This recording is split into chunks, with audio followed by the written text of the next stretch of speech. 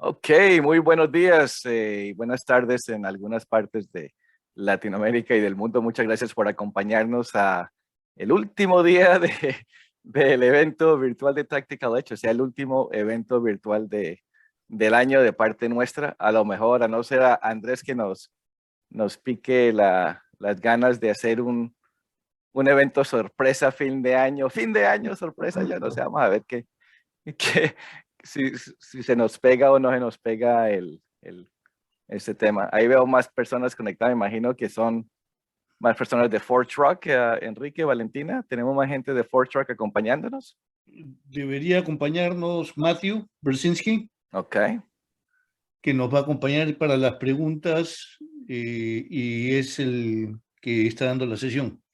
perfecto, perfecto. Entonces ahí los habilité como co-host. Bueno, entonces la fecha de hoy ya vimos el primer cambio que hubo. Desafortunadamente, Claudia no nos pudo acompañar de parte de Deloitte, tenía unos problemas, unos asuntos que no le dio la oportunidad y por eso comenzamos una horita tarde. Gracias a todos por acompañarnos. Sabemos que ese tema de Log4j está afectando a todo el mundo y que han podido sacar tiempo para acompañarnos y también en el tiempo de las Navidades, pues de verdad muy agradecidos por su presencia. Contamos con el apoyo aquí de Fort Rock, quien Andrés Fort Rock nos ha estado acompañando todos los eventos desde el 2020 y el 2021 y desde antes. Así que Fort Rock, esta es como la segunda casa para ellos, ¿no? Prácticamente, Edgar, ya venimos acompañándolos desde antes, mucho antes que yo estuviese acá. Entonces Exacto, ya nos conocemos de tiempo, creo que son más de 2 años, casi 3 años, exacto. y creo que es para bien. Perfecto. Y Gustavo Medina, buenos días, muchas gracias por acompañarnos, de verdad agradecidos por la presencia. Ayer tuvimos un evento muy bueno, mucha información muy buena. Y pues como es costumbre en estos eventos, seguimos con con ese impulso de ayer, ¿no? Para cerrar el evento en una buena manera. Ah, Enrique y Valentina. Enrique nos acompaña desde Dallas, Valentina nos acompaña desde Uruguay. Tenemos dos personas más aquí de Fort Rock, que no sé quiénes son, me imagino que uno va a ser Matt y el otro va a ser... Soy yo, Edgar, Spencer. Spencer, ok, perfecto. Entonces, de verdad, tenemos todo Fort Truck, estamos aquí, sí. Si alguien necesita contactar a Fort Truck por alguna razón, entren a Tactical Edge, aquí están todos, para que les ayude con cualquier asunto que tengan. Enrique, ¿de qué se trata el tema que vamos a ver hoy? Básicamente vamos a hablar un poco de cómo las empresas pueden crear lealtad, cómo pueden mejorar sus ingresos a través de la utilización de tecnología como la que Ford Rock ofrece para todo lo que es la administración de los accesos a nivel de clientes, o lo que se llama el Customer Identity and Access Management. Estas soluciones están muy de moda en este momento y son muy necesarias. Especialmente el auge empezó, la necesidad empezó con la transformación digital, pero con todo el tema de la pandemia, con toda la necesidad de los proveedores de proveer diferentes tipos de experiencias y diferentes maneras de hacer negocio hacia el mercado, es que este tipo de soluciones toman bastante fuerza. Entonces, el día de hoy vamos a mostrar cómo la solución de Customer Identity Access Management y cómo Forstro puede ayudar a los clientes a mejorar la experiencia del usuario a través de la tecnología que tenemos. Excelente. Entonces yo sé que ustedes son muy organizados, hicieron una grabación, colocaron subtítulos y todo. Entonces estamos listos para comenzar y luego después de la grabación regresamos en vivo y conversamos acerca de lo que hemos visto. Para el resto, si tienen preguntas durante la grabación, aquí por el chat o por el Q&A y al final de la grabación respondemos todas esas preguntas en vivo. ¿Qué les parece? Me parece excelente. Listo. Entonces voy a compartir. voy a compartir aquí la pantalla y yo vi el video y información muy buena de parte de Matt, así que es recomendado. A ver a dónde carajo lo metí. Aquí está. Ay, share sound.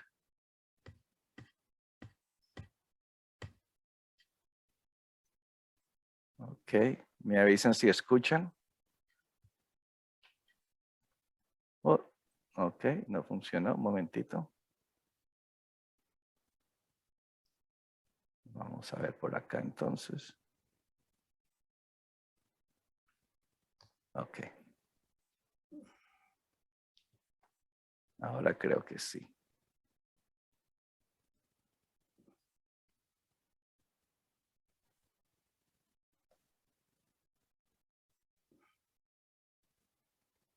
A ver, media changing, ¿qué significa eso?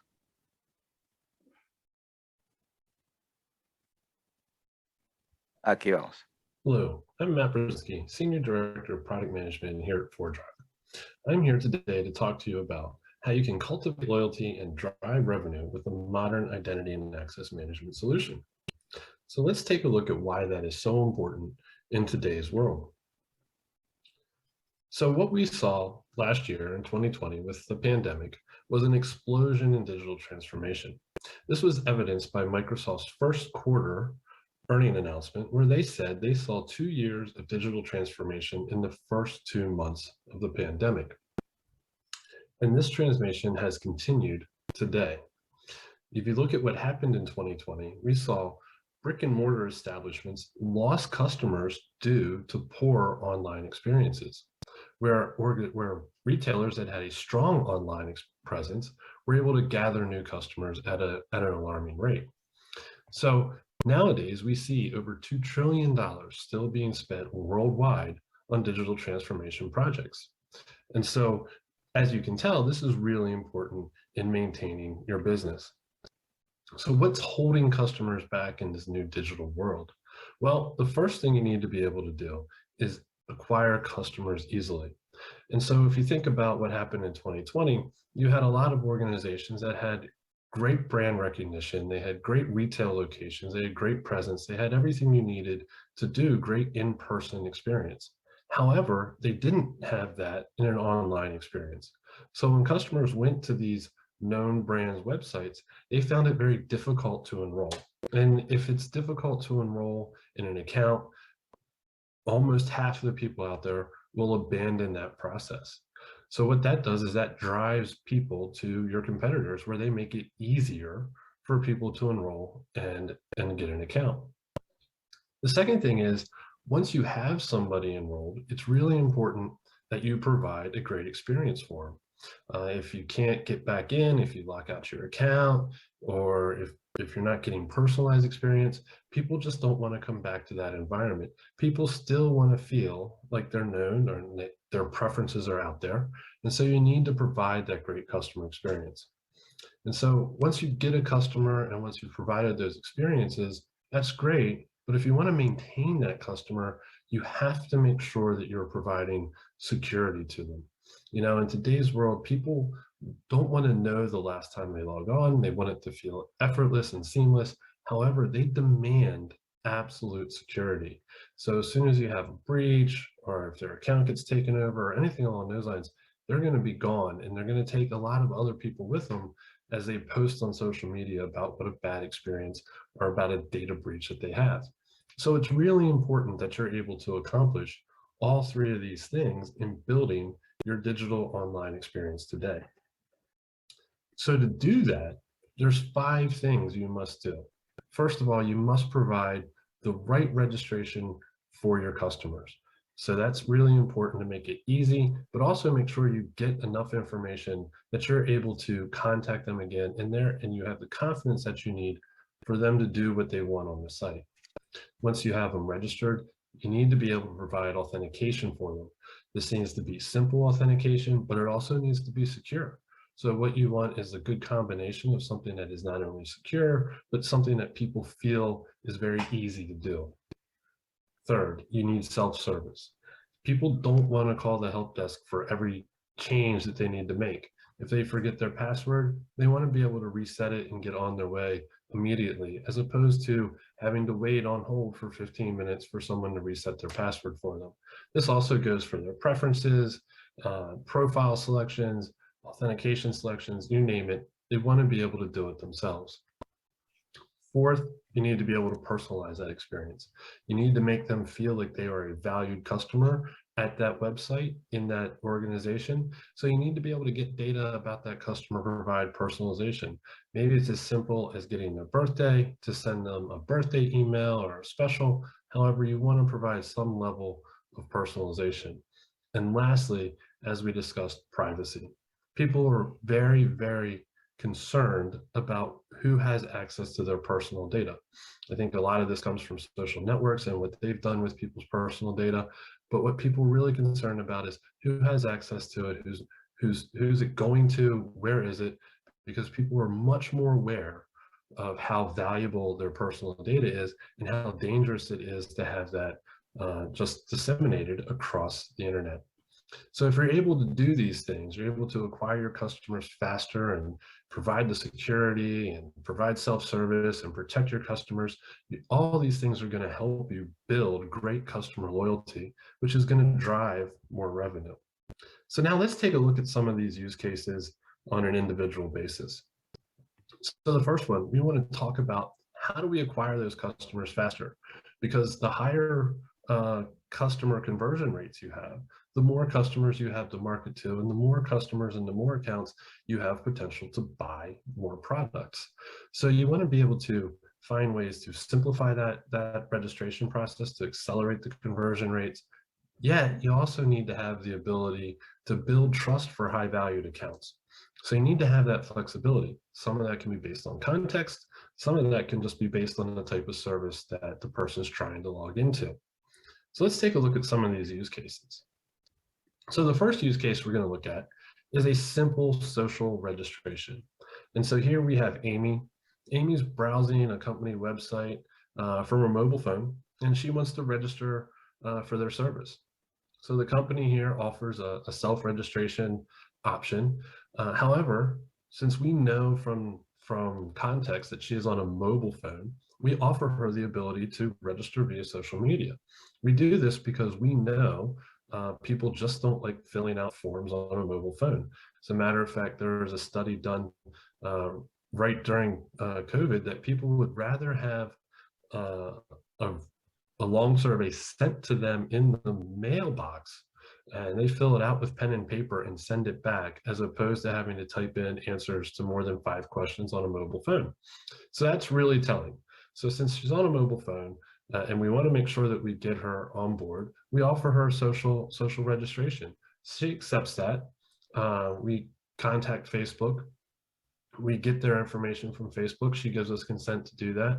We pull over the information we need, email address, anything else, and then we have filled in her account. Once we have that, we present her with a privacy policy, letting her know, where that data is going. She accepts that. Ask her to type in a password, and at that point in time, we've created her account and given her access to the service that she wants.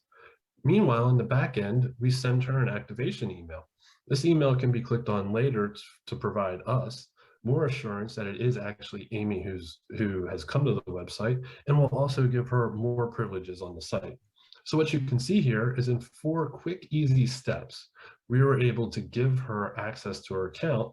And then later on a 5th step, we were able to provide more assurance that it is Amy and give her even more access on that site. So this is how we can do simple, fast, accelerated registration. Now let's compare that to Bob. Bob, he's a mid-30s business owner, and he's browsing a banking website, and he wants to register for their service, probably some sort of business banking account. Here, the bank also offers a self-registration. Now, and that's important because, people don't want to come to the bank anymore. They want to be able to do things online. But here's where it gets a little bit different.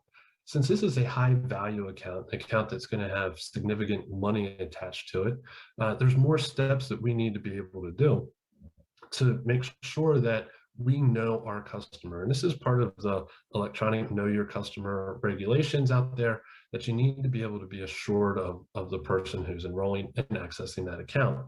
So here, the first thing we're going to do is register Bob's device.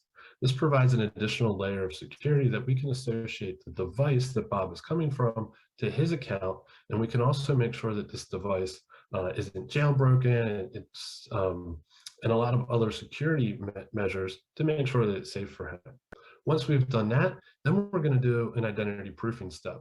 And here, we're going to ask for Bob to present a photo ID and a selfie, and we're going to compare the information on the photo ID to the information he entered in the self-registration form, as well as compare the selfie biometrically to the picture on the photo ID to make sure that this really is Bob and he really has all the same information that he provided in the self-registration.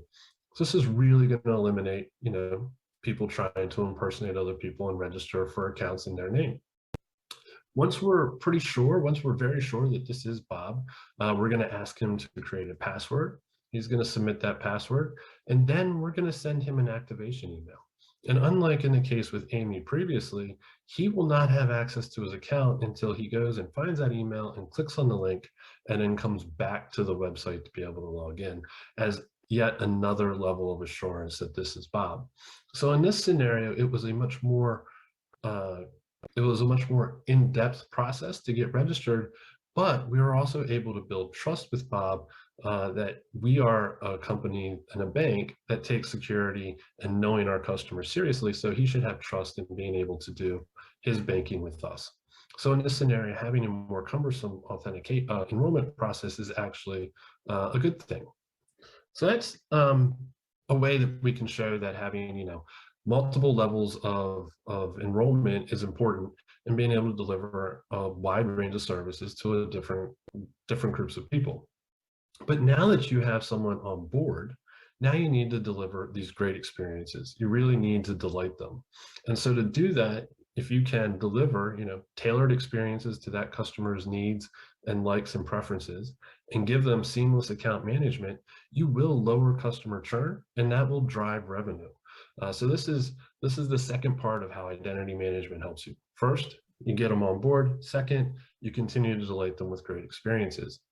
So if we go back to Amy, right? Amy did a social log on our social registration. And so we didn't get a lot of information from her. We only got basics that come from Facebook, such as, her email address and maybe her mobile phone number or something like that. However, Amy comes back and she logs in, and now she wants to buy something. Okay, and so because she wants to buy something, we need to get more information from her, because now she's going to become, a customer, and we want to grow that customer relationship. So we want to be able to find out a bit more about her. Maybe one of the things we need to find out is her birthday to validate the age that she's allowed to buy something. Or maybe we need to find out her mailing address, and with that we know something about her geography, so we can send tailored emails around her geography, or provide her items that are more popular in that geography. So we gather that information through profiling, which is kicked off because of the transaction that Amy wanted to do.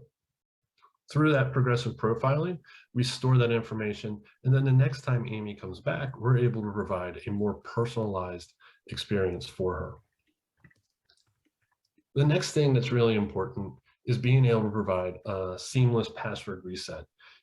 Password change is often a really clunky and cumbersome process because many times these two systems aren't integrated. The system that manages passwords is one system, and the system that does authentication is the second one. And going back and forth between the two becomes very cumbersome, very bulky, and in some cases even requires a help desk call. So look at this instance. We have Dave. Now Dave, he's getting an early start on his holiday shopping. He's been on the website, he's been adding items to a shopping cart, and he's picked out a good amount of what he wants to buy for his family. He goes to checkout, and now all of a sudden Dave doesn't know his password. He can't get into his account. And so Dave really needs to get into his account so he can check out. The last thing he wants to do is wants to leave the site, have to call somebody, have his shopping cart get abandoned forget what's in that shopping cart, and have to go back and pick it all out again. So what does Dave do? Dave clicks forget, I forgot my password, and immediately Dave is prompted with how does he want to validate himself? And so he is offered a choice. Do you want to do knowledge-based authentication? Do you want to do an SMS? Or do you want to have an email sent to you to validate your identity? In this case, Dave doesn't really want to do anything except, stay on the browser and be authenticated. So he clicks SMS, a code is sent to his phone. He validates that code on the phone. And then, so now that we're very sure that that's Dave, because we've contacted the authentication mechanism that he registered with us previously, we're able to ask him to change his password. He types his new password in twice and he hits enter. And at that point in time, he is authenticated. He is right back to where he is at that shopping cart. Now he has an authenticated session and he's able to check out with all the things that were in the shopping cart. So the great thing here is that, as you noticed, Dave wasn't dropped off someplace at a generic logon site, asked to type in his username and then his brand new password that he just gave us twice, and then dropped into just a generic welcome page to that site. He's dropped off back at his shopping cart where everything that he put in there earlier is still there. So this is a great example about how providing great self-service account management makes it easy for customers and lets them lower their frustration of forgotten passwords at checkout time. If he had to call the help desk, or if this process had taken him off that web page or taken more than a minute, there's a good chance he would have forgotten about it, abandoned his shopping cart, and either bought something someplace else or would have had to come back and do this later with a lot of frustration that you really don't want your customers to have. So now we're able to get customers enrolled easily. We're able to give them great experiences, allow them to manage their own credentials and things along those lines. Now, what we really need to do is we must protect our customers and their data. Bad security press is the quickest way to lose customers these days, because as soon as that happens, there are a lot of retail choices out there. That is what's happened with the COVID pandemic and digital transformation. So your choices for online customer acquisition are broad, so you must be able to protect your customers. So to do that, you must give your customers strong authentication choices. You want to be able to protect them from fraud by leveraging context, and you want to give them self-service over their privacy of their own personal data and who they consent to receive that data. So let's look at a few use cases here. First, let's look at a strong authentication choice use case. Here we have Amy again. So she's back to the website and she logs in with her social identity. But now that she's provided some personal information, like maybe it was her shipping address or her birthday, she decides that she wants to have a stronger authentication into that website as opposed to just social.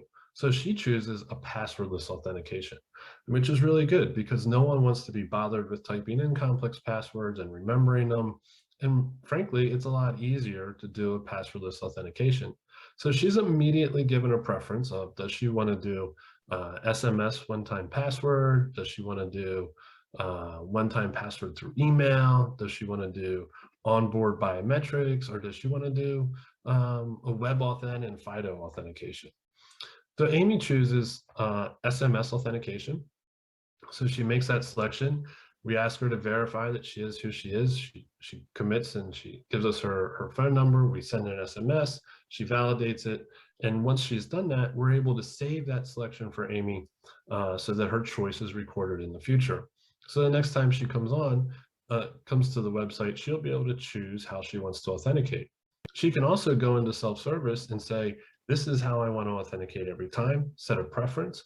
Or if she chooses she doesn't want to do one-time password anymore, she can enroll in regular password authentication or on-device biometrics. So providing those options allows organizations to provide their users and their customers many different ways to do strong authentication, and their customers can choose the way that's best for them based on that device. So maybe SMS is great for Amy on her phone, but maybe when she's on her laptop, she wants to authenticate a different way.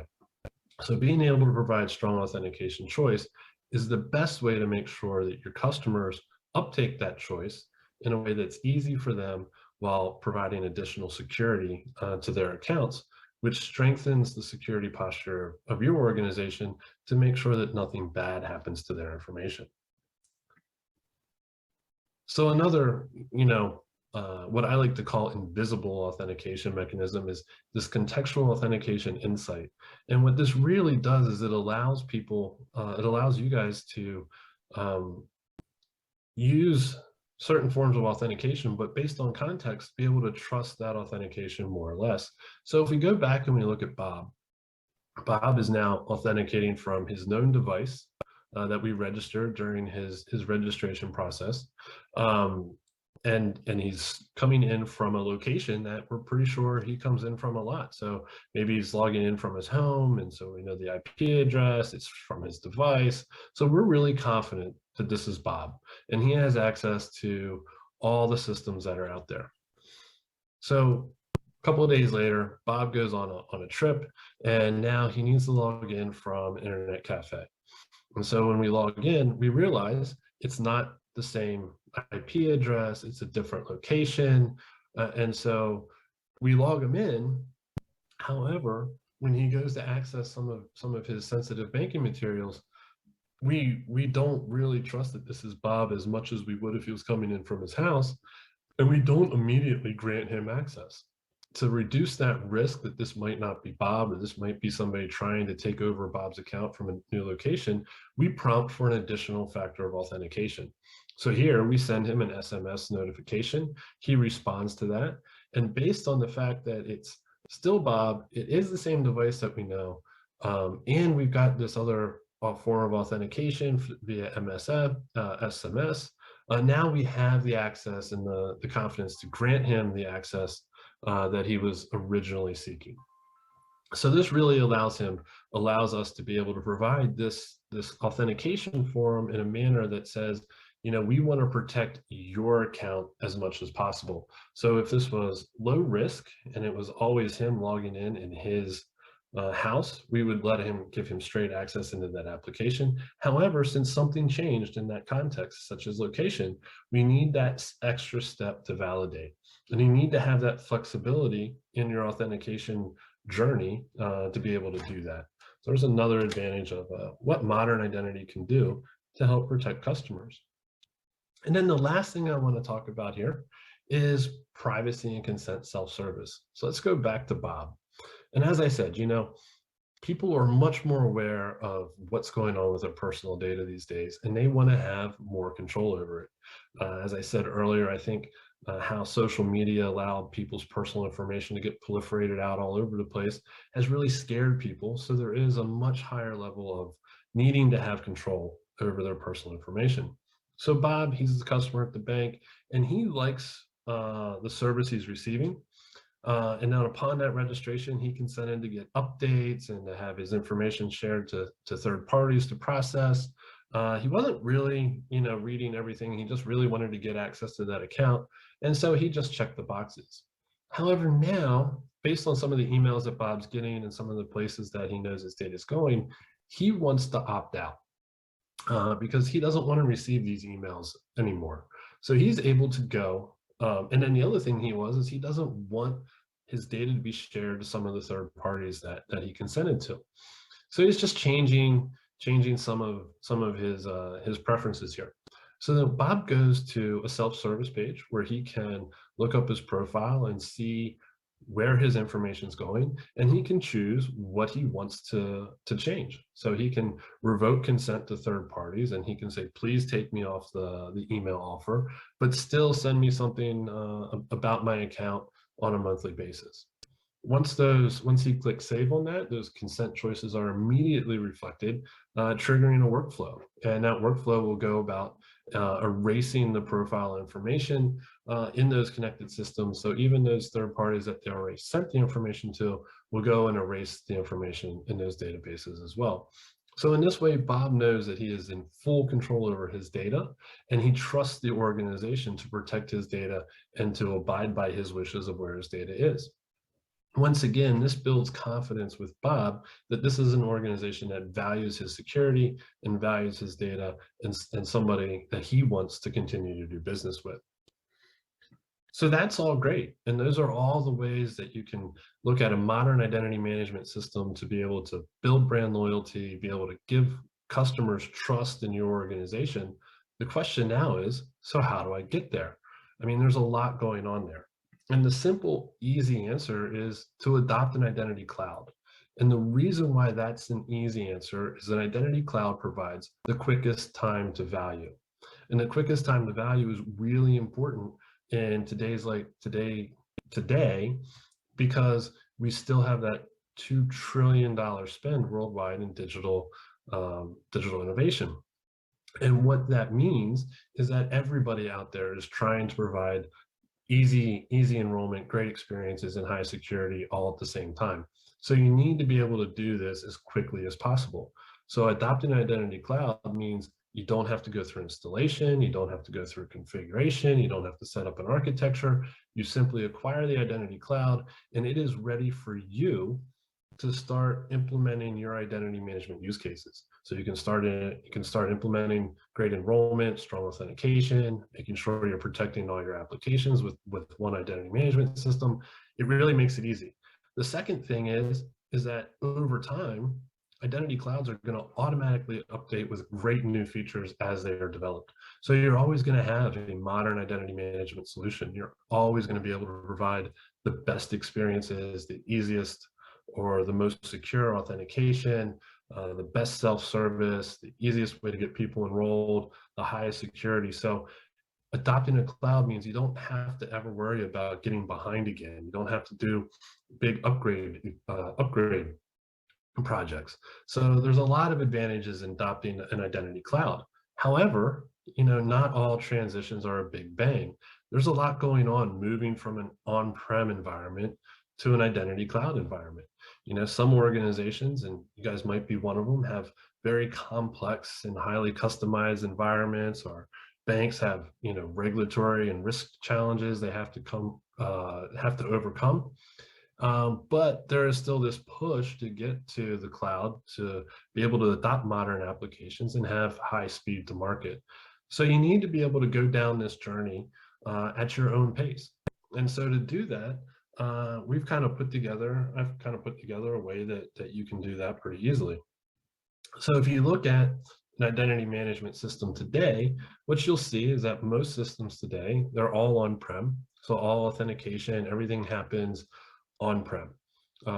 Probably most organizations in 2020 adopted new SaaS applications and new web applications at a rapid rate because they had to provide the existing or additional capabilities to their customers, even their employees. And a lot of times these got adapted so quickly, they weren't able to get integrated into the legacy identity management system that's on-prem. And so they're sitting out there managing their own identities, which creates identity silos and creates, other places for fraudsters to attack to gain personal information or gain access to users' accounts. So, it's complicated for your end users. They have to log in multiple times. It's insecure. So there's a lot of reasons why you want to pull these in.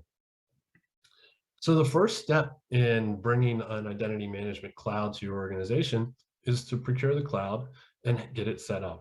And the first thing you want to set it up to do is to be that security policy and authentication engine for your end users. So you want to sync your user data up there, or you want to do a pass-through authentication to your user data on-prem. However, you want to have your users using the cloud to do authentication, and then that authentication can be passed back down to your on-prem system where they can get access to all their applications that are already integrated with the system you have on-prem. The second step is now you can go out and you can enable those SaaS and mobile applications that are sitting out there. So you can eliminate those directories. So now you can provide true single sign-on across all your applications and all the services that you're offering your customers without having to worry about managing different directories. The third step, and a lot of times step 2 and 3 can be reversed, and it all really depends on, what your priorities are, what you want to do as an organization, and how many SaaS apps you might have. But your third step there is to consume all those new capabilities. So consume that multi-factor authentication, the latest multi-factor authentication solutions out there, and consume all those great new self-service capabilities that can be enacted based on context. So how do I enroll people better? How do I give them these great password change experiences? How do I allow them to manage their profile, their privacy and data very easily? All these things are baked into a modern identity cloud solution. So you can leverage those very quickly, show your customers and end users great new experiences very early on in the cycle. Meanwhile, all your legacy applications are still accepting that authentication from the identity cloud, and they're all integrated and working seamlessly with the old system that's still on-prem. Now you come to step 4, and this is where you really start thinking about, how do I migrate my old applications over? And this is something that can take time because there's a lot of risk in saying you're going to accept authentication from a new identity cloud as opposed to the identity management system that has been working for the past however many years.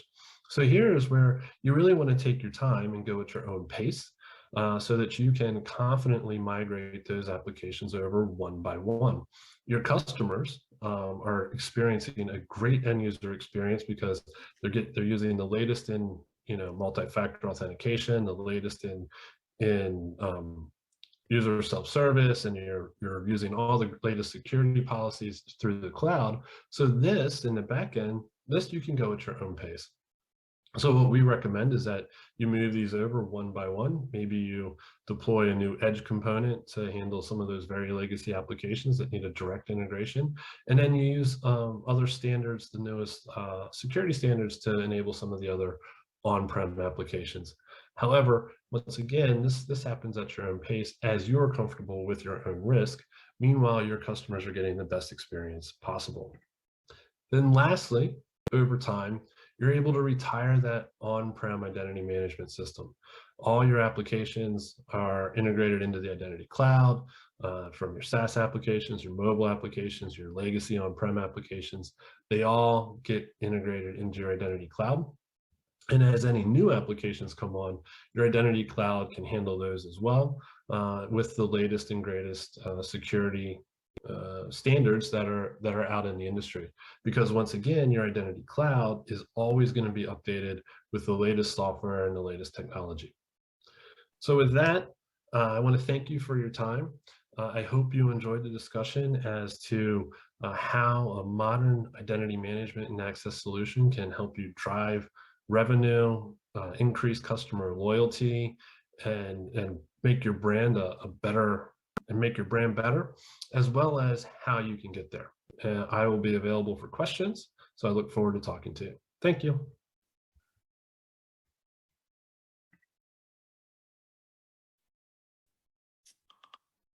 Perfecto, perfecto. Muy buena la información, Enrique, y tenemos a Matt y a Spencer por aquí, ¿correcto? Así es.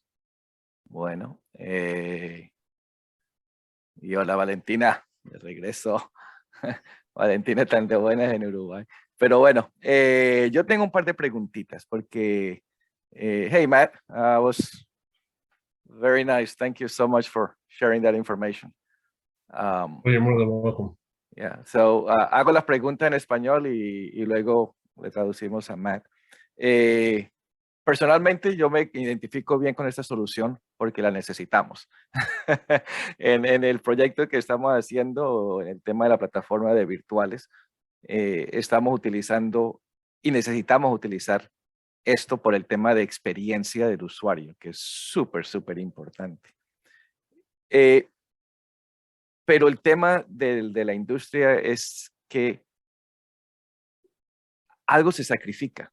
Si hacemos que la experiencia del usuario sea mejor, algo tiene que sacrificar. Y usualmente lo que se sacrifica es el tema de la seguridad y la privacidad. En este caso, con ForTruck y esta solución, hay algo que se está sacrificando. ¿Qué se está sacrificando? para ofrecer esa experiencia al usuario. I'm going to summarize the question. Matthew, good morning. Excellent job, by the way. The question is basically, usually with these type of solutions, when you start implementing them, in order to improve user experience, you have to sacrifice something either on security or in privacy. The answer, I'm going to let you respond, but I know that with Force Rock is no. So you want to complement a little bit? Yeah, absolutely. So I think when you think about identity management 4 or 5 years ago, there was always the trade-off between security and user convenience. I think today, when you look at all the other forms of authentication that we have, as I called them in the presentation, invisible security of context, of other ways to make sure that you are dealing with a known quantity from a trusted device or from a trusted network, you can really make sure that you're delivering that great experience without sacrificing on security. And I think if you have an identity management company today who's telling you have to make choices, you need to look at other alternatives out there, because you no longer need to make those choices. You can provide both at the same time. Perfecto, perfecto. O sea, básicamente, ¿o quieres traducir tú, Enrique? O Básicamente lo que nos dice Matthew es, con soluciones legacy, ¿ok?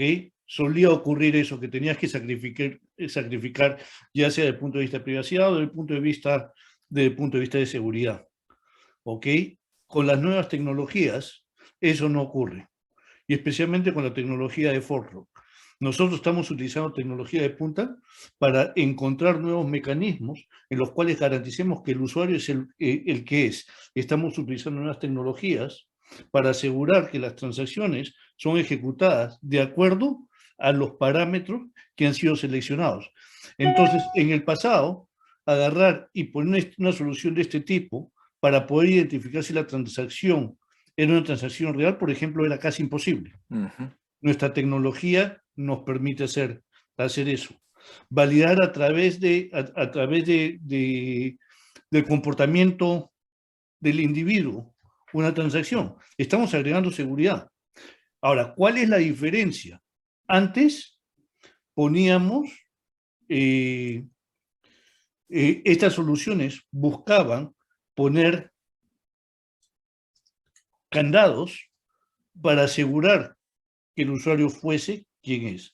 En este momento nosotros dejamos que el usuario empiece el proceso de registro, que empiece a hacer sus transacciones, y vamos metiendo fricción conforme vamos avanzando en ese proceso, de manera que el usuario nunca sienta que está siendo disruptivo de sus operaciones, sino que lo vea como un valor.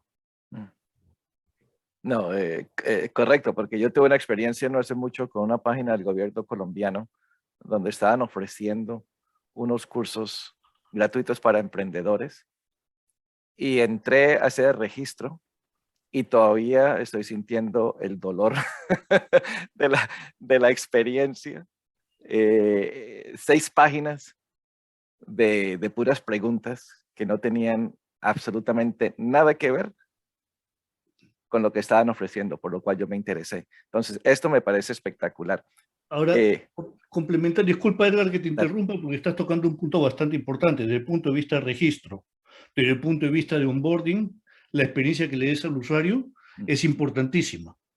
Las empresas, el presupuesto de marketing generalmente está alrededor del 40% de los ingresos que la empresa tiene, lo que es ventas y marketing. ¿Ok? Si tú agarras y empiezas a ver todo el marketing que se utiliza para explotar los canales digitales que tiene la empresa y cuántos usuarios se pierden en el proceso de onboarding, ¿ok? Ese usuario no regresa. Para nada. ¿Ok? O sea, en los primeros 20 segundos, chao, tiene la posibilidad de firmarlo, de registrarlo o de perderlo. Y te lo digo por experiencia. Yo voy a páginas, empiezo a pedir información, me empiezan a pedir toda mi biografía y aprieto next. Chao. Uno, ¿Ok? entonces nos vamos, exacto. Así es. Tengo un cliente en Colombia que tiene un proceso de onboarding a sus aplicaciones en los cuales, además de llenar el formato, por ejemplo, al final les piden que vayan a la agencia para que validen la identidad que es.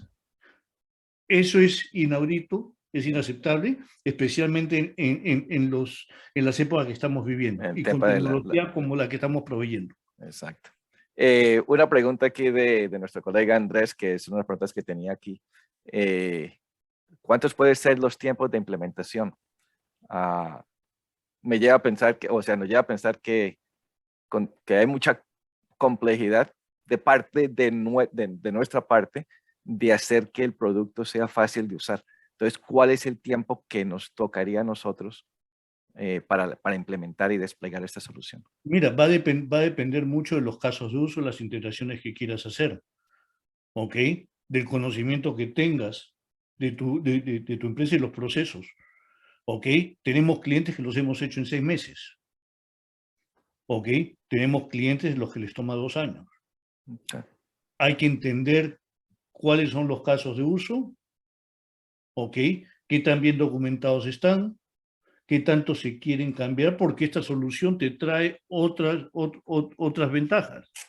Mejora de procesos, Exacto. ¿ok? No, de acuerdo. Inclusive esto ata a la charla de ayer que dio Wendy Nather, que dice que el tema de y lo hago en inglés porque para traducir, dice, automation goes best with certainty, precision, transparency, and commitment. ¿Sí? Entonces, estamos en este momento con ese tema de identidad, es automatizando este proceso de quién es usted, cómo sabemos que es usted y qué autoriza. Y como tú dices, todo depende del tiempo, todo depende de la complejidad de los procesos existentes. Y hay un punto, No, dale. y hay un punto adicional que tienes que tener en consideración. El compromiso de la empresa, de la gerencia, para implementar estas soluciones. ¿Ok? Porque ¿qué es lo que vas a tener? Tienes que involucrar a la gente de negocio, tienes que involucrar a la gente de seguridad, tienes que involucrar a la gente que se encarga del manejo de la privacidad, la gente de marketing y canales digitales. O sea, esta solución no toca un solo departamento. Y cuando tienes que empezar a pedir recursos de las diferentes áreas, ¿ok? Aparecen muchos, no tengo tiempo, tengo que sacar la información, no la tengo documentada. O sea, he visto de todo. Okay. ¿Ok? Y hablando de identidades en general, no solamente de Customer Identity and Access Management, Exacto. y no solamente de generar esa lealtad hacia los clientes, facilitar los procesos de onboarding, dar seguridad, dar privacidad, fuera de eso. ¿Ok? Cuando hablamos de usuarios internos, necesitas entender bien cómo vas a utilizar la solución. Una vez que tienes eso claro, la implementación puede ser muy rápida. Ok. Tengo 3 preguntas importantes que yo creo para mí son importantes en el tema de la integración. Hay una parte que decía Strong Authentication Choices. Cuando la gente entra y entonces que le ofrecen la opción de cómo quiere autenticarse, por SMS, por email o lo que sea. En el sistema podemos configurar algo por defecto, porque mi abuelita entra y ya no va a saber qué carajo es un SMS y qué es un email. Mira, Y podemos colocar por defecto para que no quede abierto y quede seguro. sí, podemos poner, o sea, es configurable. Ok. ¿Ok? Es más, tenemos esos flujos ya desarrollados dentro de la herramienta. ¿Qué es lo que ocurre? Tú puedes tener un flujo fijo para una persona, como tu abuelita, que probablemente no tenga una, ¿cómo se llama? Una cuenta de Facebook, no tenga una cuenta de Gmail. Entonces ella sí va a tener que entrar, ya sea con su cuenta normal, ¿ok? O con su, va a tener que crear una cuenta de la manera normal, ¿ok? y va a tener que utilizar su password, o si tiene un celular, de repente el passwordless es una alternativa. ¿Ok? Las opciones están ahí. La herramienta es totalmente configurable. Excelente. Eso es lo que quería averiguar. La otra que me causó buena sensación, el Contextual Authentication Insight. O sea, que yo entro y me autentico y me llega el SMS o el correo y entonces yo me autentico.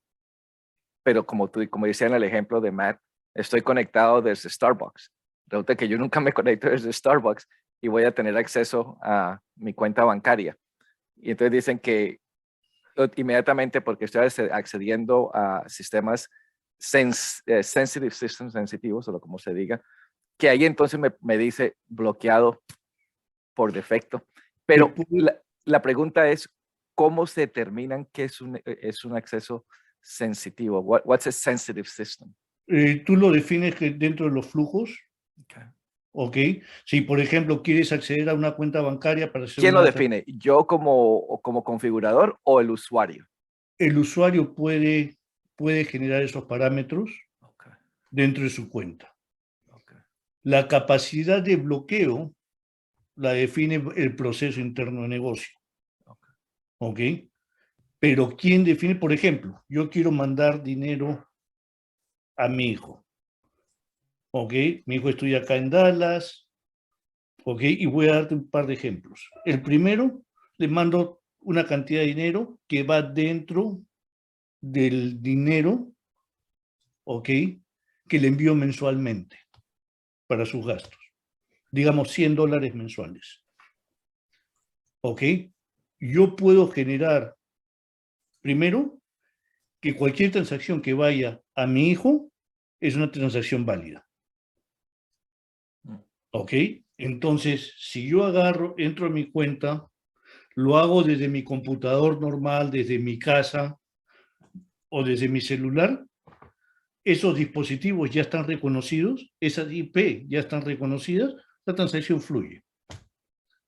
Si por A o B se me acabó la batería, estoy en el Starbucks y le pido el dispositivo a mi amigo para hacer esa transacción, no va a reconocer ninguno de los dispositivos y tú tienes la capacidad de bloquear la transacción inmediatamente o tienes la capacidad de poder enviarme un segundo factor de autenticación que valide que soy yo.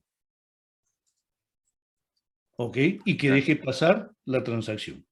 Okay. Ese es un mecanismo. Otro mecanismo puede ser, ok, yo le mando a mi hijo $100, pero se lo puedo mandar de una o se lo puedo mandar de 5 o $10 transacciones constantes. Yo tengo la capacidad de generar flujos que no solamente monitoreen la transacción o el máximo de la transacción de $100. Yo puedo crear un flujo que el acumulado, una vez que se llegue al acumulado de $100, te pida la autorización para que sueltes el envío de más dinero. Okay. ¿Ok? O sea, podemos llegar al nivel de monitoreo de la transacción bastante granular, pero eso es configuración. Ok, excelente, No sé excelente. si respondí la... No, sí. O sea, la opción está ahí y entonces sí se sabe cómo el sistema conoce qué es Sensitive Systems.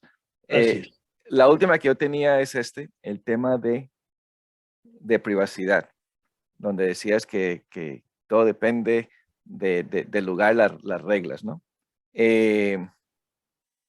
Esta herramienta tiene la opción de, por ejemplo, detectar que yo estoy conectándome desde Brasil y entonces automáticamente aplica las regulaciones locales de protección de datos que le debe aplicar, o no está esa opción, existe, no existe. Todo es configurable. Okay. Yo tengo la capacidad de poder monitorear ubicación, por ejemplo, y en base a eso crear flujos. Ok. ¿Ok? Y te pongo en el ejemplo anterior que no tiene que ver con privacidad, pero tiene que ver con seguridad mismo. ¿Ok? Yo viajé a Brasil, quiero enviarle dinero a mi hijo. Nunca lo habías hecho, claro. lo había hecho. me va a pedir una validación adicional. Okay. En el momento, acá lo que tenemos que entender, en el momento que podemos empezar a trazar toda esa información y empezamos a colectarla, podemos generar el flujo que sea necesario para poder controlarlo. Ok. Y la última pregunta, en el sistema de la nube, cualquier proveedor, Google, Somos Amazon. totalmente agnósticos. Okay. Ok. Déjame. Nuestra solución, nuestra solución la vendemos como un IaaS, donde lo puedes meter en cualquier, ¿cómo se llama? Cualquier nube. Okay. Ok. O como una solución SaaS. Como solución SaaS, nosotros trabajamos con Google y va a montar en la nube de Google. Ah, ok. Ok. Ahora, ¿qué es lo que te da mayor control, mayor facilidad? O sea, los beneficios de meterte a la nube es tenerlo como una solución SaaS. ¿Por qué tenerlo como una solución SaaS? Por todos los beneficios, todo el parchado, toda la administración, la implementación de la plataforma está garantizada para alcanzar los niveles de servicio ofertados por Fortran. Tú no tienes que preocuparte si tienes que añadirle más hardware, o tienes que quitarle hardware, o tienes que, o tengas que parchar y tengas que instalar otro contenedor con base de datos. Tú te olvidas de eso. Eso lo hacemos nosotros. Pero entonces, si yo tengo la solución de virtuales, por ejemplo, es basado en Amazon, AWS. La solución funciona. La solución mía se puede montar en Listo. Amazon. ¿Ok? Perfecto. Ahora, yo te puedo vender el servicio como SaaS, ¿ok? Y me puedo conectar a tu nube de Amazon para proveerte el servicio. Excelente, excelente. ¿Ok? Listo. O sea, no tenemos limitantes desde ese punto de vista. Excelente, excelente. Me parece espectacular. Definitivamente es una muy buena solución. Impresionante. Lo que se ha avanzado en estas soluciones. Una última palabra antes de dar comienzo al próximo ponente.